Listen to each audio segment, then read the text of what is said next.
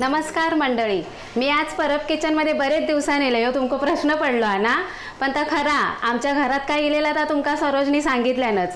ता संकट आता दूर गेला, तुमच्या आशीर्वादानेच गेला. ता भरपूर जणांची साथ होती आणि त्याच्यानंतर मी पण वॅक्सिन घेतलंय आणि माका त्रास झालो वॅक्सिनचो. सगळ्यांकाच होत नाही पण माका बाय झालो. आता त्याच्यातून पण बरा झालाय आणि बरेच दिवसांनी मी आज म्हटलंय चला आज परब किचनमध्ये एक रेसिपी टाकूया. आठवण येली तुमची आणि मी आज करते बांगड्याचा रस्सो. हे दोन मी बांगडे घेतलंय, त्यांका मी हळद, मीठ आणि कोकम ह्याचा जरा स्वागुळ लावून अर्धा तास तरी मी ठेवलंय. ताजे दोनच बांगडे. आता लॉकडाऊन चालू आहे ना, तर खय कोळणीकडे मासे गावत नाही. एका कोळणीकडे दोन बांगडे दिसले, जरा ताजे वाटले म्हणून मी ते घेऊन इलय. हे मी शंकेश्वरी मिरची घेतलंय. 2 माणसांचोच रस्सो करूचो हा, 2 बांगड्यांचो 2 माणसांकरता इसं म्हणून मी 5-6 घेतले. हे काही तिखट नसतात पण कलर पण भारी येता.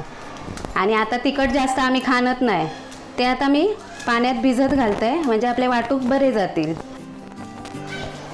याचे भिजत घालते आणि त्याच्याबरोबर ही तिरफळा घेतलंय, त्याच्यातली बी मी काढून टाकलंय आणि ती याच्यावर भिजत घालते कारण ती जरा कडक असतात, वाटूक येत नाही म्हणून ती पण भिजान दे त्याच्याबरोबर.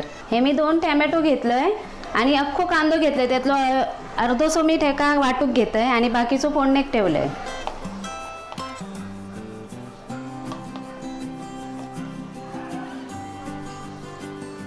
याच्यामध्ये मी लसणीचे 7-8 पाकळे टाकतोय. 2 मोठेसे लसणीचे पाकळे फोडणीक पण ठेवते. लसणी फोडणीक घातली ना की वास मस्त येता. 1 चमचा बडीशेप घेतलंय आणि 1 चमचा धने घेतलंय. ही खोबऱ्याची एक कवर कातून घेतलंय. ह्यातला वायच खोबरा ठेवतलंय मी, एवढा नको, आपल्या 2 माणसांचा सार करूचा. आधी ह्या फिरवून घेते मग खोबरा टाकतलंय. मी वाटणात हळद घालले नाही की ते आपण बांगड्यांका हळद लावलं म्हणून मी नाही घाललंय. आता टॅमॅटो आणि कांदा वाटून झालो. आता ह्याच्यामध्ये मी मिरची पण टाकतले आणि त्याच्यावर खोबरा, की त्यानंतर एवढीशी मिरची वाटूक जमाची नाही एवढ्या मोठ्या भांड्यात, तसा ह्या बारकाच भांडा. आता मी ह्या खोबरा घेते, पाणी नाही घालणे, आधी असाच फिरवून घेते की त्या टॅमॅटोचा ओलेपणा आहे त्याच्यात. 1 वाटी त्यातला वाईस ठेवलंय. ह्या मस्त असा बारीक वाटून झाला. आता आपण बांगडे फोडणीक घालूया. आता आपण बांगड्याचा रस्सो फोडणीक घालतो. मी गॅस पेटवले, आपलं पॅन तापलो. आता मी ह्याच्यामध्ये 2 चमचे तेल घालतोय. जास्त असा तेल घालूचा नाही, एका येतात तरी आपोआप. आणि तिकल्याक आपण भरपूर तेल घातलेलं. कढीपत्त्याची पानं घेतलंय मी, ती घालतोय. लसणीचे 2 पाकळे चिरून घेतलंय आणि थोडंसं कांदो मगाशी सांगितलेलं त्या कांद्यातलं थोडंसं कांदो ठेवलंय फोडणे.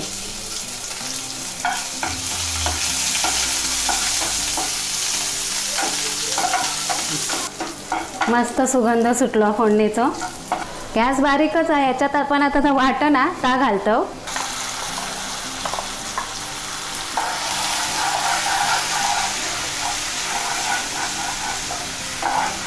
आता ह्या जर मिक्सरच्या भांड्यात सगळा चिटकला वाटप तर आम्ही आता धुवून घेतले.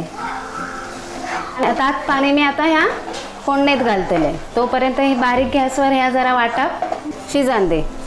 हे आम्ही मिक्सरचा भांडा घेतलाय धुवून आणि त्या पाणी मी आता ह्याच्यात घालतोय. आता गॅस वाईज मोठी करतोय. मी 2 पेले पाणी घेतलंय. तुमका जेवढा पातळ आणि जेवढा जाड होया तसा करा. आमका सार जरा पातळच लागता.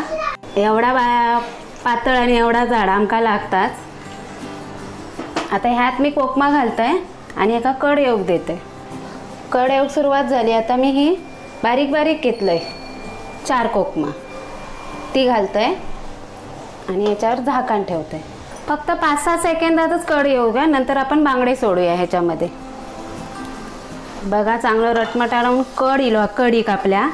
आता ह्याच्यामध्ये मी बांगडे सोडतले, पण बांगडे सोडल्यावर ह्याच्यात जरा पण चमचो घालूचो नाही.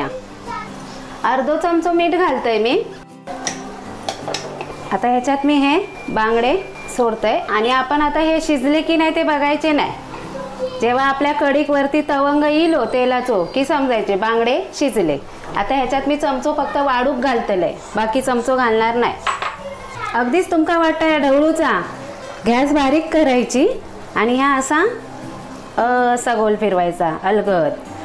बघा कसे बांगडे पण फिरतात आणि चटणी पण सगळीकडे लागतात रस्सो. आता ह्याच्यावर मी बारीक गॅसवर 8 मिनटं शिजूक देतले. बघा बांगड्याचा कलर पण बदललोचा आणि असो साईडनी बघा तवंग इलो, म्हणजे आपले बांगड्याचा रस्सो चांगलो शिजलो आणि बांगडे पण शिजले. आता गॅस मी बंद करतोय आणि बंद करून झाल्यावर परत असा म्हणजे काय चमचो घालूची गरज नाही. बघा खय गुटळे नाही रवले, काय नाही रवले, मस्त आपलं बांगड्याचा कालवण तयार झाला.